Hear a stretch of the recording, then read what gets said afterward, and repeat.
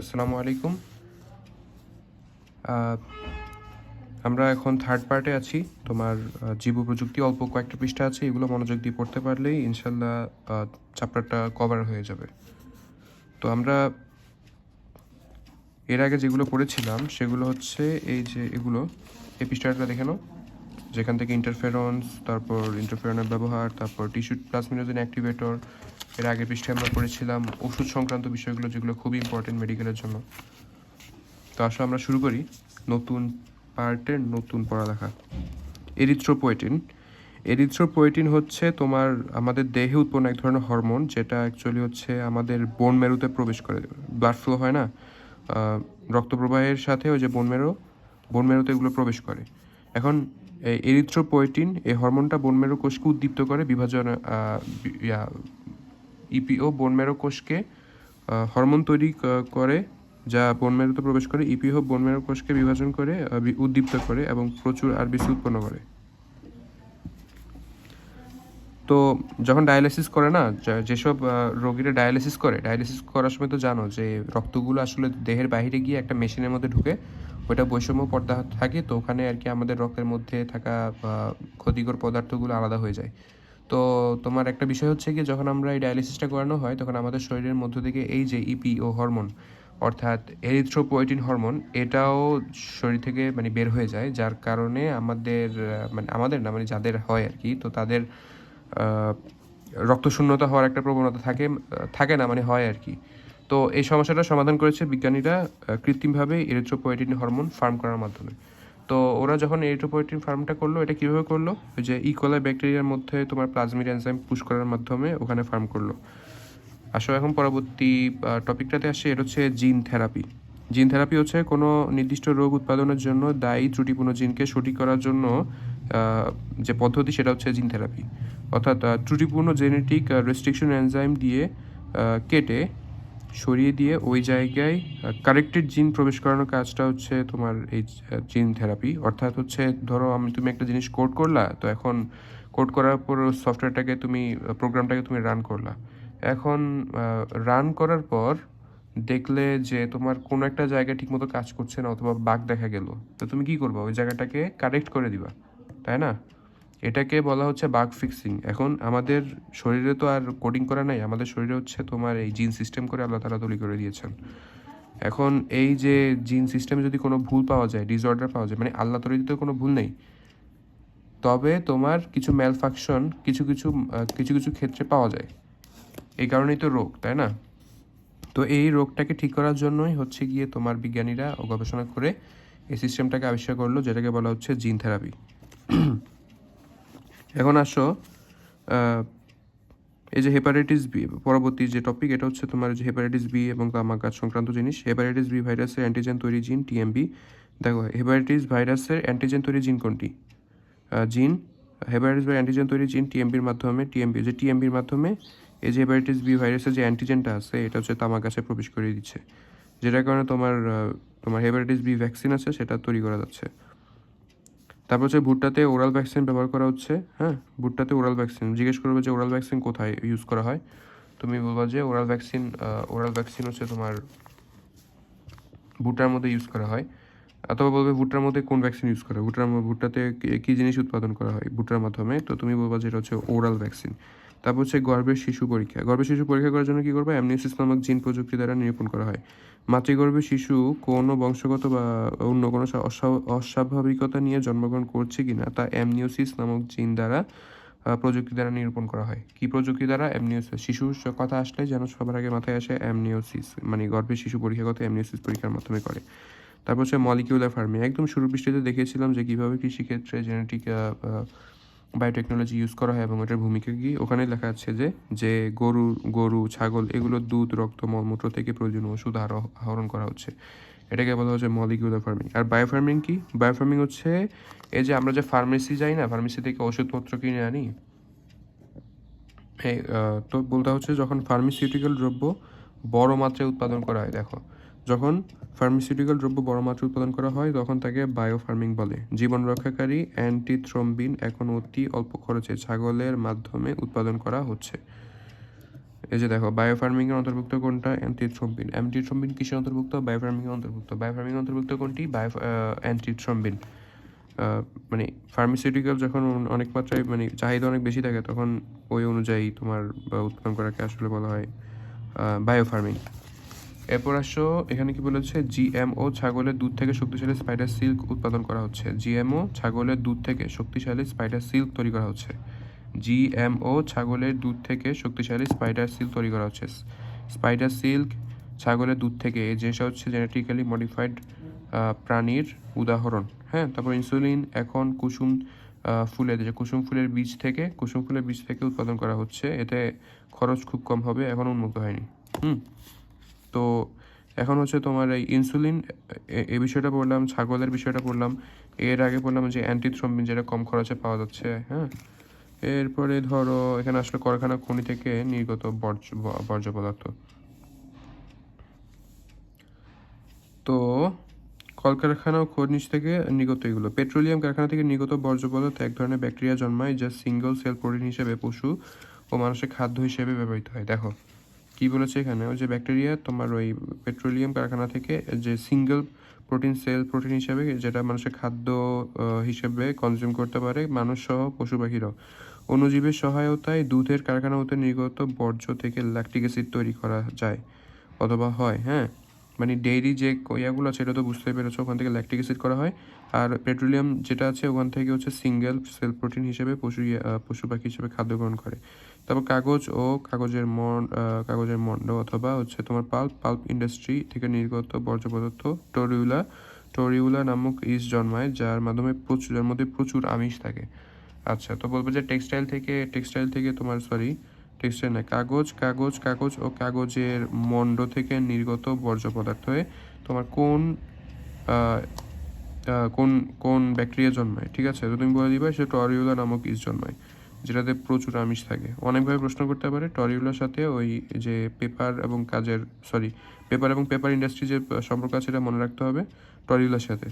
হ্যাঁ, তারপর হচ্ছে স্যাক্রোমাইসিস সিরিভিশিয়া এবং টরিউলা ইউটিলিস বর্জ্য পদার্থের মধ্যে জন্মায়। এই দুইটা জিনিস কোথায় জন্মায়?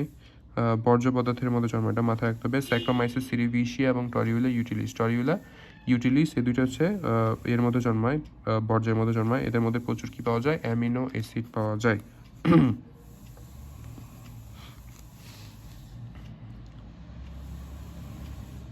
সেখানে দেখো কি লিখেছে, কাগজ শিল্পের কাঁচামাল ব্লিচ করতে ক্লোরিন ব্যবহৃত হয়। কি ব্যবহৃত হয়? ক্লোরিন ব্যবহৃত হয়। কৃষি করতে ক্লোরিন ব্যবহৃত হয়। এই ক্লোরিনজাত দূষণ পরিবেশকে বিচ্ছিন্ন ছত্রাক ব্যবহার এই ক্লোরিনজাত দূষণ থেকে পরিবেশকে বিভিন্ন ছত্রাক ব্যবহার করে সহজে মুক্ত করা যায়। এখানে এই জিনিসগুলো লিখেছে, এগুলো একটু পড়ে নিও। তারপর হচ্ছে সমুদ্রের তেল, এটা একটু ইম্পর্টেন্ট। দেখাচ্ছি। সমুদ্রের তেল পরিশোধন, অনেক সময় দেখবা যে ধরো এটা বাংলাদেশেও ঘটেছে, যে ব্রিজ দিয়ে ট্রেন যাচ্ছে, তো ব্রিজের দুর্ঘটনার কারণে ট্রেনটা পড়ে গেছে, ওই ব্রিজের নিচে যে নদীটা আছে ওটার মধ্যে পড়ে গিয়েছে, তো পুরো নদীটা একদম তেল তেল হয়ে গেছে, অবস্থা বাজে। তো তেল তো বুঝোই, মানে একটা মানে খুবই পরিবেশের জন্য খুব ক্ষতিকর অ্যাকচুয়ালি বলতে গেলে। বিশেষ করে ওই যে কালো কালো যে তেলগুলো আছে, যেগুলো তোমার ধরো বিদেশ থেকে নিয়ে আসে বাংলাদেশে পরিশোধনাগারে চট্টগ্রামে নিয়ে যাওয়ার জন্য। তো যাওয়ার পথে যদি কোনো কারণে দুর্ঘটনা ঘটে, তাহলে এটা মারাত্মক ক্ষতি করে। মাটিতে পড়লে তো কি করার আর, কিন্তু পানিতে পড়লে ওটা আসলে তোমার মাটিতে পড়লেও তোমার ইয়া করা যায়, যে সিউডোমোনাস, নোকার্ডিয়া, মাইকোব্যাকটেরিয়া, এই যে তিনটা ছত্রাক তুমি ব্যাকটেরিয়া দেখতে পাচ্ছ, দেখতে পাচ্ছ, এই ছত্রাকগুলো কি করে? সিউডোমোনাস, নোকার্ডিয়া এবং মাইকোব্যাকটেরিয়া,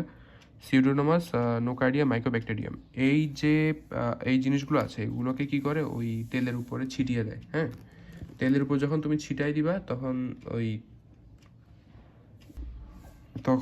ওই অক্সিডাইজড হয়ে যাবে, মানে অক্সিজেনের সাথে ওই ইস্টগুলো বিক্রিয়া করে ওই তেলগুলোকে আসলে মানে শেষ করে দেয় আর কি। তো ওই ক্ষেত্রে তোমার প্লাস মাইনাস ক্রস হয়ে যায়, আর কিছু থাকে না।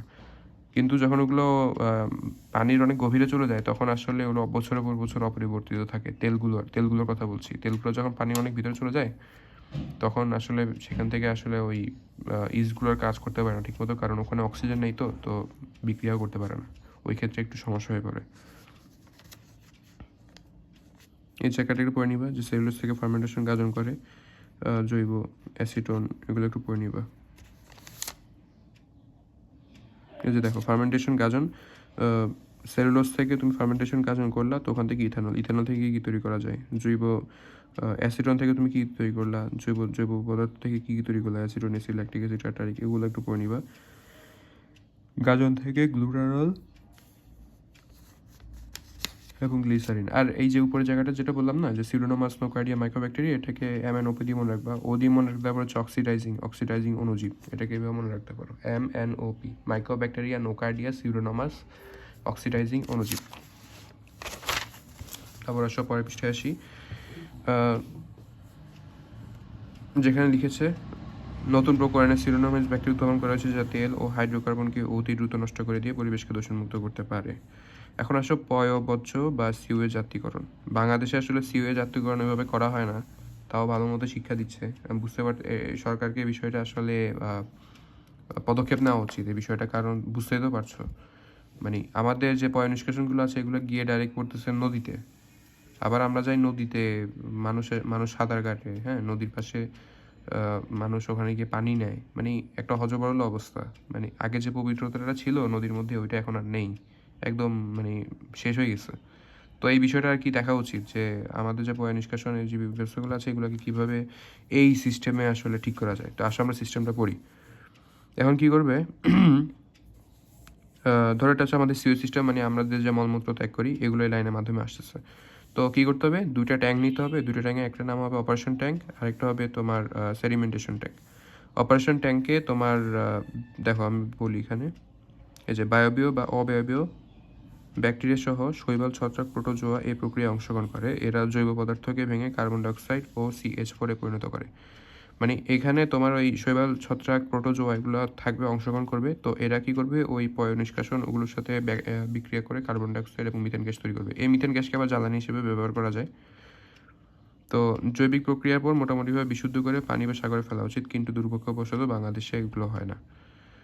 আর যে বিষয়টা হচ্ছে, তুমি যখন এখানে অপারেশন ট্যাঙ্কে ওই প্রোটোজোয়া, ছত্রাক, ব্যাকটেরিয়া ইউজ করবা, তখন এগুলো আসলে তোমার কার্বন ডাইঅক্সাইড এবং CH4 দিয়ে তৈরি হলো। CH4 যখন উড়ে গেল তখন তুমি সেটাকে গ্যাস হিসেবে কালেক্ট করে মানে আগুনের জন্য ব্যবহার করতে পারলা। আর এখানে বাকি যে মানে ময়লাগুলো আছে এগুলো এই লাইন দিয়ে সেখানে চলে আসবে। তো এখানে কি হয়, যে ভেঙে গেল না, প্রোটোজোয়া ব্যাকটেরিয়া তো ওই পয় নিষ্কাশন বিষয়গুলো থেকে তোমার ভেঙে ফেলে।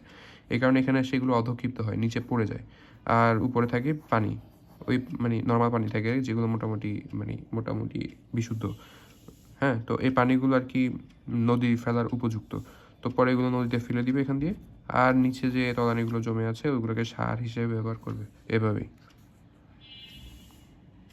বর্তমানে সিও জাতীয়করণ সুবিধার জন্য কিছু নির্বাচিত অণুজীবের স্টার্টার কালচার তৈরি করা হয়েছে। কি কালচার? স্টার্টার কালচার তৈরি করা হয়েছে। এখন আসছে পরবর্তী ইয়াতে। বর্তমানে সারা বিশ্বে অ্যাক্টিভেটেড স্ল্যাশ পদ্ধতিতে সিওয়েজ পরিশোধন করে পরিশোধিত পানি নদী বা হ্রদে ছাড়া হয়। কোন পদ্ধতিতে? ইম্পর্টেন্ট পদ্ধতি, অ্যাক্টিভেটেড স্ল্যাশ পদ্ধতি। পদ্ধতি একটা অপারেশন ট্যাঙ্ক এবং সেডিমেশন ট্যাঙ্ক থাকবে। প্রথম ট্যাঙ্কে বিভিন্ন অণুজীব, ব্যাকটেরিয়া, ছত্রাক থাকবে যেগুলো কার্বন ডাইঅক্সাইড যেগুলো জৈব বস্তুকে ভেঙে কার্বন ডাইঅক্সাইড এবং পানিতে পরিণত করবে। আর দ্বিতীয় ট্যাঙ্কে হচ্ছে পানিকে স্থিতিশীল রাখা হয়, ফলে তলানি জমা হয়। এর জিজ্ঞেস করতে পারে কোন ট্যাঙ্কে তোমার পানিকে স্থিতিশীল রাখা হয়, তুমি বলবে যে তোমার সেডিমেন্টেশন ট্যাঙ্ক। তারপর হচ্ছে তলানির সার হিসেবে ব্যবহৃত হয়, তলানিটা সার হিসেবে ব্যবহৃত হয় এবং এই কাজে ব্যাকটেরিয়াম কোনটা, যে কাজে ব্যবহৃত একটি উল্লেখযোগ্য ব্যাকটেরিয়াম হচ্ছে জুগলিয়া র্যামিগেরা। কি? জুগলিয়া র্যামিগেরা জুগলিয়া র্যামিগেরা। এই যে ব্যাকটেরিয়ামটা আছে এটা আসলে এভাবে কাজ করে। দেন এখানে আসো যে তোমার জীব প্রযুক্তি কিছু সম্ভাবনা, প্রসপেক্টস অফ বায়োটেকনোলজি, কিছু সম্ভাবনা। জিন থেরাপি এবং RNAi, এটা পড়বা একটু। এটা হচ্ছে কি তোমার ওই বংশগত রোগ, ক্যান্সার এবং কিছু জটিল সংক্রামক রোগের চিকিৎসা জিন থেরাপির প্রয়োগ দিনই বাড়ছে। এক্ষেত্রে রোগ সৃষ্টির জন্য দায়ী জিনকে কারেক্টেড জিন দ্বারা প্রতিস্থাপন করা হয়। এসব জিনের বাহক হিসেবে ভাইরাস, RNAi ও জিঙ্ক ফিঙ্গারপ্রিন্ট ব্যবহার করা হয়। RNAi ও জিঙ্ক ফিঙ্গারপ্রিন্ট ব্যবহার করা হয়। RNAi এবং জিঙ্ক ফিঙ্গারপ্রিন্ট ব্যবহার করা হয়। এইগুলো মনে রাখবা যে তোমার জিন থেরাপি এবং RNAi এই বিষয়টাতে তোমার কী কী ইউজ করা হয়। এখানে হচ্ছে RNAi ও জিঙ্ক ফিঙ্গারপ্রিন্ট প্রোটিন ব্যবহার করে। কোন প্রোটিন ব্যবহার করা হয়? জিঙ্ক ফিঙ্গারপ্রিন্ট প্রোটিন ব্যবহার করা হয়। তারপর হচ্ছে মাইক্রো আরএনএ এটা তোমার ওই ক্যান্সার, ভাইরাস এইসব রোগের চিকিৎসায় মাইক্রো আরএনএ ব্যবহার করা হয়। এটি জিনের কাজকে, এটি হচ্ছে রোগ সৃষ্টিকারী জিনের কাজ আছে, ওটাকে প্রতিরোধ করবে। তারপর হচ্ছে গিয়ে এখানে স্টেম সেল জীব প্রযুক্তির মাধ্যমে স্টেম সেল কোষ সৃষ্টি করে হারানো অঙ্গের প্রতিস্থাপন। ওই বুঝতেই তো পারছো, স্টেম মানে নতুন করে কোষের মাধ্যমে মানে নতুন করে একটা জিনিস তৈরি করা আর কি। তোমার হাত ভেঙে গেছে তো ওরা হাত তৈরি করতেছে এরকম একটা জিনিস। তোমার লিভার নাই তো লিভারের একটা অংশ নষ্ট হয়ে গেছে তো ওরা ওই স্টেম সেলের মাধ্যমে লিভারের ওই নষ্ট হয়ে যাওয়া পার্টটাকে ফেলে দিয়ে নতুন একটা পার্ট ওখানে প্রডিউস করছে এটা। তারপর হচ্ছে জিনোম স্ক্যানিং তো বুঝতে পারছো, তোমার শরীরে যে জিনোমগুলো আছে ওগুলোকে স্ক্যান করবে, তো এর মাধ্যমে অনেকটা তথ্য পাবে। এগুলো নিজে থেকে পড়ে নিও, এগুলা বোঝার কিছু নেই। তারপর হচ্ছে জিনোম সিকোয়েন্সিং, এই জায়গাটা খুব গুরুত্বপূর্ণ, পড়ে শোনাই। জিনোম সিকোয়েন্সিং আধুনিক জীব প্রযুক্তির এক উল্লেখযোগ্য অগ্রগতি। প্রতিটি জীবে একটি নির্দিষ্ট সংখ্যক ক্রোমোজোম থাকে। সাধারণত ক্রোমোজোমগুলো বিভিন্ন গঠন বা ধরনের হয়। কোনো একটি প্রজাতির একটি নিউক্লিয়াসে সাধারণত ক্রোমোজোমের একটি সেটকে বলা হয় জিনোম। কোনো একটি প্রজাতির একটি নিউক্লিয়াসে সাধারণত ক্রোমোজোমের একটি সেটকে বলা হয় জিনোম। হ্যাপ্লয়েড নিউক্লিয়াসে একটি জিনোম থাকে। কয়টি নিউক্লিয়াস থাকে? হ্যাপ্লয়েড নিউক্লিয়াসে একটি জিনোম থাকে, আর ডিপ্লয়েড নিউক্লিয়াসে দুটি জিনোম থাকে। এই যে দুইটা ডানা ডানা জিনিস দেখো না, তোমার ওই নিউক্লিয়াসের মধ্যে দুইটা ক্রোমোজোম টাইপের জিনিস থাকে, ওই দুইটার মধ্যে একটা, ওই দুইটার মধ্যে যে কোনো একটাকে বলা হচ্ছে তোমার একটা জিনোম। তো আমাদের শরীরে টোটাল আছে কয়টা? 23 জোড়া, হ্যাঁ 23 জোড়া ক্রোমোজোম আছে। হ্যাঁ, তো 23 জোড়ার মধ্যে তোমার কয়টা? টোটাল 46টা আর কি এরকম তোমার ক্রোমোজোমের এরকম পাওয়া যায়, ক্রোমাটিড ওগুলো পাওয়া যায়। তো তুমি ধরো দুইটা করে না, তুমি দুইটার বদলে ধরো এই হচ্ছে দুইটা ক্রোমোজোম, এই দুইটা ক্রোমোজোমের মধ্যে এরকম তোমার টোটাল হচ্ছে 23টা আছে। এরকম 23টার মধ্যে থেকে তাহলে টোটাল কয়টা হবে? যেহেতু প্রত্যেকটা এক জোড়া করে, তাহলে টোটাল 46টা। এখন তোমাকে প্রত্যেকটা ক্রোমোজোমের এই সেট থেকে একটা করে ক্রোমাটিন এগুলো নিতে হবে। তো এরকম করলে টোটাল 23 জোড়া থেকে এরকম 23টা ক্রোমোজোম মানে তুমি পাবা, জিনোম পাবা। তো এরকম হবে একটা, এখানে যেটা আছে ওখান থেকে 2টা 3টা এরকম করে 23টা জিনোম কোড। এটা এই জিনিসগুলোকে বলা হয় তোমার জিনোম।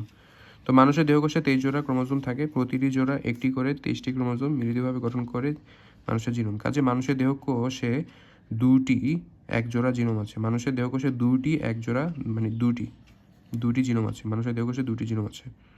তো এখানে ক্রিসপার ক্যাসনাইল জেনেটিক রিসার্চ করেছেন একজন বিজ্ঞানী, যে জেনিফার ডৌডানা।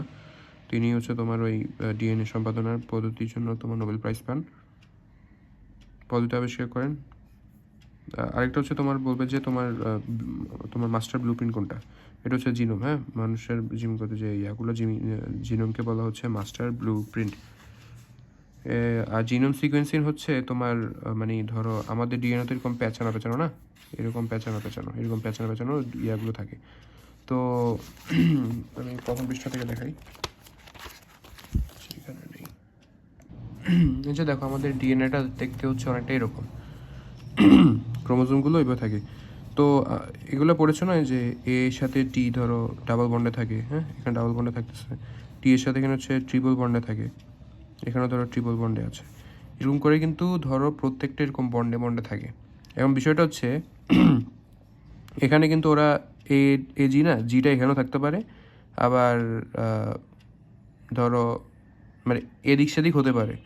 এখন তুমি কি করবা, এর জায়গায় যদি জি দাও, জি এর জায়গায় এই জিটাকে আবার যদি এখানে নিয়ে আসো, এটা হলো একভাবে। আবার যদি ধরো আমি আরেকভাবে আঁকতে পারি, ধরো এখানে আরেকটা আঁকলাম, এখানে আরেকটা আঁকলাম, এটা হচ্ছে আরেকটা। তো এখানে এ জি একই জিনিস, এ জি। তো নিচে টি সি এভাবে না, আমি তো এভাবে দিতে পারি সি টি। বিষয়টা বুঝতে পেরেছ? যেখানে দেখো যে টি এই সাইডে, সি এই সাইডে, মানে আমি কিন্তু পার্শ্ব পরিবর্তন করে দিয়েছি এই জায়গাটা। এরকম করে অন্যান্য যে জিনিসগুলো আছে এগুলোকে আমি পার্শ্ব পরিবর্তন করতে পারি। ধরো এখানে হচ্ছে সি দিলাম, এখানে টি দিলাম। এরকমভাবে কিন্তু আমি অনেকগুলো প্রকরণ তৈরি করতে পারি। যেমন ধরো এটারই আরেকটা তৈরি করি, এটার জন্য ধরো এটা তৈরি করলাম, আরেকটা প্রকরণ তৈরি করি, এ G C T T C. দেখো এখানে কিন্তু আবার এটার সাথে এটার ওইরকম মিল নেই। এজি ঠিক আছে, টিসি কিন্তু আবার ঠিক নেই। টিসি আমি এটার সাথে মিল রাখছি, আবার এখানে যে জিনিসটা আছে টিসি এটাকে আবার এক করে দিলাম। তো বুঝতে পারছো, মানে আমি এটাকে এদিক সেদিক করে মানে আমি একটা একদম ভিন্ন ধরনের একটা জিনিস তৈরি করতে পারবো। এটাকে বলা হয় জিনোম সিকোয়েন্সিং। এখন প্রত্যেকটা জীবের এরকম জিনোম সিকোয়েন্সিং জানা থাকলে ওই মানুষটা কীভাবে বিহেভ করে, তার বডি এবং তার মানে লাইভলিহুড কীভাবে বিহেভ করে সেটা জানা যায়। এটাকে বলা হচ্ছে তোমার জিনোম সিকোয়েন্সিং।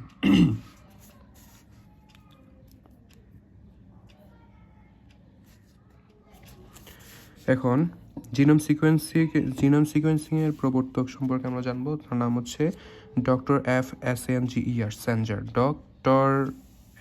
সেঞ্জার। ডক্টর এফ সেঞ্জার, যিনি হচ্ছেন জিন সিকোয়েন্সিংয়ের প্রবর্তক। আরও কিছু মানুষ আমরা পড়েছিলাম, আমরা এক নজরে দেখে আসি। ডক্টর এফ সেঞ্জার, তারপর হচ্ছে যে Alick Isaacs and Lindenmann. Alick Isaacs এবং লিন্ডারম্যান এরা হচ্ছে ইন্টারফেরন আবিষ্কার করেন। তারপর হচ্ছে ইনগো পট্রিকাস, যিনি হচ্ছে দাঁড়ো দেখাচ্ছি, এই যে ইনগো পট্রিকাস, যিনি হচ্ছেন তোমার জাপানিকের টাইপ থানের মধ্যে ড্যাফোডিলের জিন এবং আয়রন জিন প্রবেশ করিয়েছেন। তো ইনগো পট্রিকাস, অ্যালিক আইজ্যাক, জিন লিন্ডারম্যান। দেন হচ্ছে আমরা এখানে যেটা বললাম সেটা হচ্ছে ডক্টর এফ সেঞ্জার, ডক্টর এফ সেঞ্জার। তো তিনি হচ্ছে পরবর্তীতে নোবেল প্রাইজ পান। জেল ইলেকট্রোফাইসিস পদ্ধতিতে পাশাপাশি 4টি বিক্রিয়ার প্রতিটিকে পৃথক করা হয় এবং রেডিও অ্যাক্টিভ ব্যান্ড। আচ্ছা এখানে কি জিনোম সিকোয়েন্সিংয়ের মাধ্যমে মানে আসলে কী করা হচ্ছে, এখানে প্রক্রিয়াটা কি?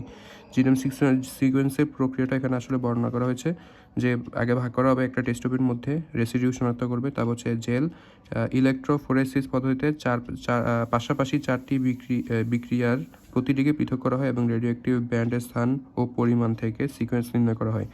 জেল ইলেকট্রোফোরেসিস হচ্ছে একটা পদ্ধতি যেটার মাধ্যমে আর কি তোমার এসব মানে যেমন ধরো তুমি এক্স রে করতেছো এরকম একটা জিনিস আর কি, জেল ইলেকট্রোফোরেসিস, ওইটার মাধ্যমে হচ্ছে তোমার মানে তোমার রেডিওঅ্যাক্টিভ যে ব্যান্ডগুলো আছে এগুলো স্থান আর পরিমাণ নির্ণয় তারপর হচ্ছে কম্পিউটার নিয়ন্ত্রিত এক্স রে স্ক্যানার ব্যবহার করে ইলেকট্রোফোরেসিস এর রেজাল্ট বিশ্লেষণ ব্যাখ্যা করা হয় এক্স রের মাধ্যমে। তারপর আসলে আমাদের পার্টের জীবন রহস্য মানে হচ্ছে জিনোম, এই যে একটু আগে বললাম না জিন সিকোয়েন্স, এই যে কি জিন সিকোয়েন্স, যে এই চিত্রটার মাধ্যমে যেটা বুঝেছিলাম আর কি, আমি যেটা বলেছিলাম যে প্রত্যেকটা প্রাণীর এরকম বিভিন্ন প্রকরণের ওগুলো সাজানো থাকে। মানুষের যেগুলো আছে, মানুষের মধ্যে আছে এরকম 23,000 জিনোম, যেগুলোর 23,000 জিনোম থাকে। এরকম পার্টের কয়টা জিনোম আছে, এই জিনোম কয়টি আছে এটাকে বের করা হয়েছে এবং এই সিস্টেমটা মানে কি সিকোয়েন্সে সাজানো আছে এটাকে বলা হচ্ছে তোমার পার্টের জীবন রহস্য। এই বিষয়টাকে বলা হয় পার্টের জীবন রহস্য। তো বাংলাদেশের বিজ্ঞানী ডক্টর মাকসুদুল আলম, এই যে এখানে ছবির মধ্যে তোমরা দেখেছিলা, ছবির মধ্যে ওনার ছবি আছে, উনি মারা গিয়েছেন কয়েকদিন আগে। তো ডক্টর মাকসুদুল আলম এবং তার সহযোগীরা তোষা পাট মানে কর্চরাস অলিটোরিয়াস জিনোম সিকোয়েন্সিং তথা পাটের জীবন রহস্য উন্মোচন করেছেন। ডক্টর মাকসুদুল আলম এবং তার সাথীরা কর্চরাস অলিটোরিয়াস জিনোম সিকোয়েন্সিং তথা পাটের জীবন রহস্য উন্মোচন করেছেন। যে পাটের বেস পেয়ার কয়টা? পাটের বেস পেয়ার হচ্ছে 120 কোটি। তারপর আসছে আমাদের ফসলি উদ্ভিদে রোগ সৃষ্টিকারী ভাইরাসের জিনোম সিকোয়েন্সিং। মুগ ডাল হচ্ছে বাংলাদেশের অন্যতম ডাল উৎপাদনকারী উদ্ভিদ, কিন্তু হলুদ মোজাইক ভাইরাসের আক্রমণে এই ফসলের উৎপাদন অনেকাংশে হ্রাস পায়। হলুদ মোজাইক ভাইরাসের আক্রমণে এই ফসলের উৎপাদন অনেকাংশে হ্রাস পায়। তাই ঢাকা বিশ্ববিদ্যালয় বিভাগের উদ্ভিদ বিজ্ঞানের অধ্যাপক ডক্টর মোহাম্মদ নুরুল ইসলাম হচ্ছেন তোমার এই যে হলুদ মোজাইক ভাইরাস আছে এটার করে ফেলছে, জীবন রহস্য বের করে ফেলছে এবং RNAi পদ্ধতি ব্যবহার করে হলুদ মোজাইক ভাইরাস প্রতিরোধী জাত উৎপাদন করেছেন। কোন পদ্ধতি ব্যবহার করে? RNAi। এটা একটু ভালো করে বলবো, RNAi পদ্ধতি ব্যবহার করে মোজাইক ভাইরাস বের করেছেন। তার দল ICGEB, এটা হচ্ছে একটা তোমার আইসিজিবি হচ্ছে একটা প্রতিষ্ঠান যেটা আর্থিক সহায়তায় টমেটোর পাতা কোঁকড়ানো, মানে টমেটোর লিভ স্কার পদ্ধতি যেটা আছে, এই লিভ স্কারের তোমার রোগ প্রতিরোধী টিওএলসিবি ভাইরাসের তোমার জিনোম সিকোয়েন্সিং সম্পন্ন করেছে। কার কার অর্থায়নে? আইসিজিইবি। তো কোন ভাইরাস, কোন রোগ সৃষ্টিকারী ভাইরাসের? তোমার তোমার পাতা কোঁকড়ানো যে রোগটা আছে ওইটার যে সৃষ্টিকারী যে ভাইরাস টিওএলসিভি, এটার তোমার জিনোম সিকোয়েন্সি বা জিনোম জীবন রহস্য করেছেন। এখানে এই জিনিসটা দেখো, এটা ইম্পর্টেন্ট। এখানে হচ্ছে তোমার কলাই, তারপর হচ্ছে মানুষ, আমি যেটা বলেছিলাম যে মানুষের ক্রোমোজোম সংখ্যা 46টা, অর্থাৎ 23 জোড়া। তো এটার মধ্যে তোমার জিন সংখ্যা কয়টা? ওই যে পড়েছিলাম 25,000 পড়েছিলাম, এটা হচ্ছে আমার জিন সংখ্যা হচ্ছে টোটাল 25,000। আর হচ্ছে তোমার ক্ষার মানে নাইট্রোজেন বেস কয়টা? ওই যে তোমার এই যেগুলো, এই যে AGTC এগুলো আর কি, এখানে 1 2 3 4 5 এরকম করে টোটাল কয়টা আছে সেটা আর কি। তো মানুষের মধ্যে এটা আছে টোটাল হচ্ছে তোমার কত, 3.2 বিলিয়ন, 3.2 বিলিয়ন বা তোমার কত, প্রায় 302 কোটি আর কি, অথবা 302 না, 302, 320, 320 কোটি, 320 কোটি ক্ষার বেস পেয়ার আছে। আর পাটের কয়টা? পাটের হচ্ছে 120 কোটি। কয়টা? পাটের হচ্ছে 120 কোটি। এখন আসলে যে ফিঙ্গারপ্রিন্ট করার জন্য কি লাগে? জেল ইলেকট্রোফোরেসিস, একটু আগে পড়েছিলাম। এই জেল ইলেকট্রোফোরেসিসের মাধ্যমে যে ফটোগ্রাফিক বিন্যাস বা ছাপ পাওয়া যায় তাকে ডিএনএ ফিঙ্গারপ্রিন্ট বলে। আচ্ছা, আদান দিচ্ছে, কিছুক্ষণ স্টপ রাখি। ওকে, তো তোমার ডক্টর মোহাম্মদ নুরুল ইসলাম, তিনি হচ্ছেন ওই যে তোমার ওই মোজাইক ভাইরাস, ওইটার ওই জিনিসটা করছেন, ওই যে হলুদ যে মোজাইক ভাইরাস আছে ওইটার জীবন রহস্য বের করছেন RNAi পদ্ধতিতে। আর এখানে এই যে বিষয়গুলো দেখছো, এখানে যে গোল গোল বিষয়গুলো দেওয়া আছে এগুলো হচ্ছে গুরুত্বপূর্ণ, এগুলো ভালো করে মনে রাখতে হবে। ইকোলাই তোমার ক্রোমোজোম সংখ্যা হচ্ছে 1। তারপর হচ্ছে হিমোফিলাস ইনফ্লুয়েঞ্জা যেটার ক্রোমোজোম সংখ্যা হচ্ছে 1 এবং জিন সংখ্যা হচ্ছে 1700। এগুলো মাথায় রাখতে হবে, হ্যাঁ, এই গোলগুলো বিষয়গুলো মাথায় রাখতে হবে। তারপর হচ্ছে অ্যালবোপিক্টাস থ্যালিয়ানিয়া, যেটা হচ্ছে ক্রোমোজোম সংখ্যা 10। অ্যালবোপিক্টাস জিজ্ঞেস করবে যে অ্যালবোপিক্টাস থ্যালিয়ানা এর ক্রোমোজোম সংখ্যা কত? বলতে হবে কত? 10 বলতে হবে। মানুষের জন্য 46 যেমন, অ্যালবোপিক্টাস থ্যালিয়ানা এর হচ্ছে 10, ইস্টের হচ্ছে 16, হিমোফিলাস ইনফ্লুয়েঞ্জার হচ্ছে 1, ইস্টে হচ্ছে 16। তারপর হচ্ছে আরবিডপসিস থ্যালিয়ানা হচ্ছে 10। এখন আসছো আমাদের এটা একটু মনে রাখবে যে মানুষের ক্ষার বেস পেয়ার কত? 3.2 বিলিয়ন, অর্থাৎ 320 কোটি। তারপর হচ্ছে ডিএনএ ফিঙ্গারপ্রিন্টের জন্য তোমার ওই পুরোটা পড়ে নিবা। তো এখানে বলছে যে মেনলি হচ্ছে জেল ইলেকট্রোফোরেসিস, যেটা দেখতেছো না এখানে আর কি, তোমার জেল ইলেকট্রোফোরেসিসের সিস্টেমের কাজ আছে। তো জেল ইলেকট্রোফোরেসিসের মাধ্যমে যে ফটোগ্রাফিক বিন্যাস বা ছাপ পাওয়া যায় তাকে ডিএনএ ফিঙ্গারপ্রিন্ট বা ডিএনএ প্রোফাইল বলা হয়। এগুলো পড়ে নেবে, এখানে এত গুরুত্বপূর্ণ কিছু নেই। আর এখানে হচ্ছে জিএনএ সিকোয়েন্সিংয়ের প্রয়োগ, জিএনএ ফরেন্সিক্সের কাজ আছে, পিতৃত্ব নির্ধারণ করছে, তারপর হচ্ছে শ্রেণীবিন্যাসের স্তর নির্ণয় করবো। শ্রেণীবিন্যাসের স্তর নির্ণয় করার সময় 1738টি জিন, অর্ধেকেরও বেশি জিন অন্যান্য সকল জীবগোষ্ঠী থেকে পৃথক। তো ব্যাকটেরিয়াকে পৃথক অধিরাজ্য করা হয়। দেখেন জিনোম সিকোয়েন্সিং, যে ব্যাকটেরিয়ার মধ্যে তোমার পার্থক্য করা হয়েছে, দেখা হয়েছে যে ওদের জিনোম সিকোয়েন্স হচ্ছে কমপ্লিটলি ভিন্ন। ভিন্নতার মাত্রা কত? 1738টা জিন হচ্ছে জিনের অর্ধেকের, মানে 1738টা জিন আছে আর কি। এই 1738টা জিনের মধ্যে প্রায় অর্ধেকের বেশি হচ্ছে অন্যান্য সকল জীবগোষ্ঠী থেকে পৃথক, তাই ব্যাকটেরিয়া পৃথক অধিরাজ্য হিসেবে গণ্য হয়েছে। তারপর হচ্ছে আমাদের এখানে বিষয়গুলো করতে হবে যে তোমার উদ্ভিদের রোগ প্রতিরোধী, কীটপতঙ্গ প্রতিরোধী বা প্রতিকূল পরিবেশে বেঁচে থাকার জন্য উপযোগী জিন অনুসন্ধান করা, যেমন হচ্ছে বিটি টক্সিন জিন কোনটা? ক্রিস্টাল প্রোটিন জিন, যেটা আগে পড়েছিলাম। লবণাক্ত সহিষ্ণু জিন কোনটা? জিজ্ঞেস করবে যে তোমার পিনাটের মধ্যে যে মানে লবণাক্ত সহিষ্ণু জিন ইউজ করা হয়েছে, ওই লবণাক্ত সহিষ্ণু জিনটা আসলে খুবই, তাহলে তুমি লিখবে যে পিএইচডি দিয়ে মনে রাখা যায়, কিন্তু মনে রাখবো যে একটু ব্যতিক্রম, PDH45। আর বিটি টক্সিনের মধ্যে আছে ক্রিস্টাল প্রোটিন, এটা। তারপর এখানে তেমন কিছু নেই, এখান থেকে এটা পড়ে নিতে পারো যে নিরাপত্তা বিধানসমূহ, বায়োসেফটি গাইডলাইন্স আছে, যে বিটি ব্রিঞ্জাল নামক পোকা আক্রমণকারী জিএমএ বেগুন। বিটি বেগুন পড়ছিলাম না আমরা, বিটি বেগুন মানে হচ্ছে ব্রিঞ্জাল আর কি। তো তোমার বায়োসেফটি গাইডলাইন এটাও একটু পড়ে নিবা, এখানে অনেক কাহিনী আছে। এখানে যে বলে নিবা যে তোমার জীববৈচিত্র্য সংরক্ষণ কোথায়, সংরক্ষণ, টেকসই ব্যবহার এবং পরিবেশের উপর কোনো জিএমও বা এলএমও, যে দেখো কি লিখছে এটা, লিখেছিলাম লিভিং মডিফাইড অর্গানিজম, একদম প্রথম পৃষ্ঠায় আমরা লিখে দিয়েছিলাম।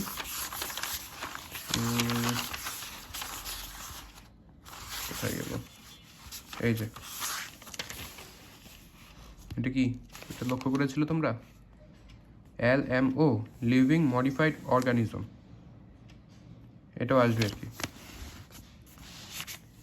লিভিং মডিফাইড অর্গানিজমের কী ধরনের প্রতিকূল প্রভাব থাকতে হবে তার ঝুঁকি নির্ধারণ করতে হবে। তো কার্টেগানের প্রোটোকলের অনুচ্ছেদ 15 অনুযায়ী কী কী করা আছে এগুলো বুঝে নিও নিজে নিজে, এখানে বোঝানোর কিছু নেই। আর এই পৃষ্ঠাটা একটু পড়তে হবে ভালো করে। যেখানে বলা আছে যে প্লাজমিডে কী আছে এখানে, যে ইকোলাই ব্যাকটেরিয়া কোষে সর্বপ্রথম প্লাজমিডের সন্ধান পান ল্যাডারবার্গ 1952 সালে। হ্যাঁ, এই বিষয়টা একটু পড়তে হবে, গুরুত্বপূর্ণ, যে কোথায় তোমার সর্বপ্রথম প্লাজমিডের সন্ধান পাওয়া যায়। তো ইকোলাই ব্যাকটেরিয়াতে সর্বপ্রথম প্লাজমিডের সন্ধান পাওয়া যায় এবং সেটা পান হচ্ছে বিজ্ঞানী, তোমার নাম কি তার, ল্যাডারবার্গ সর্বপ্রথম ইকোলাইতে প্লাজমিডের সন্ধান পান। ব্যাকটেরিওলজি কার্ল এরিকি সর্বপ্রথম ব্যাকটেরিওলজি, যেখানে আছে কার্ল এরিকি সর্বপ্রথম ব্যাকটেরিওলজি শব্দটা ব্যবহার করেন। তারপর টোটিপোটেন্সি, এগুলো সারসংক্ষেপ দেওয়া আছে, যেখানে এটা পড়ে নিবা যে গটলিয়া ফেবারলিনকে বলা হয় যে তোমার টিস্যু কালচারের প্রযুক্তিজনক।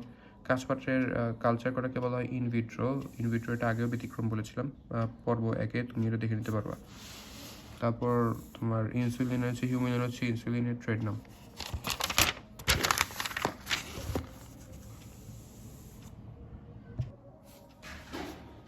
তো এখানে এই পৃষ্ঠাটাতে কিছু গুরুত্বপূর্ণ জিনিস হচ্ছে তোমার এগুলো, যে ছাগলের মাধ্যমে অ্যান্টিথ্রম্বিন উৎপাদন, যেটা আগেও পড়েছিলাম।